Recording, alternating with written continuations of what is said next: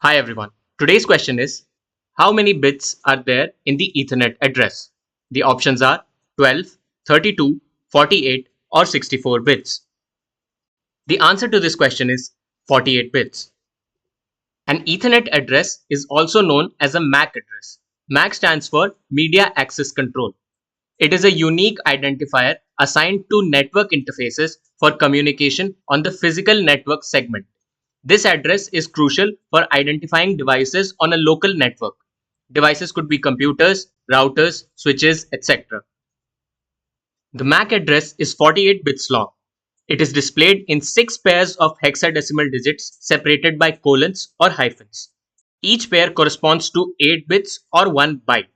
The first 24 bits, that is the first 3 pairs of hexadecimal digits, are used to identify the manufacturer or vendor of the network device. This makes up the OUI, that is the organizationally unique identifier. The IEEE assigns these OUIs.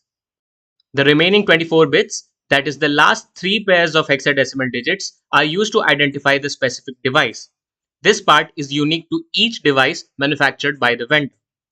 MAC addresses are used to ensure that data packets are delivered to the correct destination within a local network. They operate at the data link layer, which is the second layer of the OSI model, where they help in directing packets to the appropriate physical device on the network. We can also use the method of option elimination to answer the question. 12 bits is too short to provide unique addresses in modern networks. 32 bits is used for IPv4 addresses and not MAC addresses.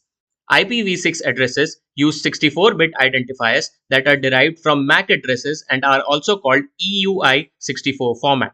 So the only option remaining is 48 bits. That's all for this video. See you in the next one.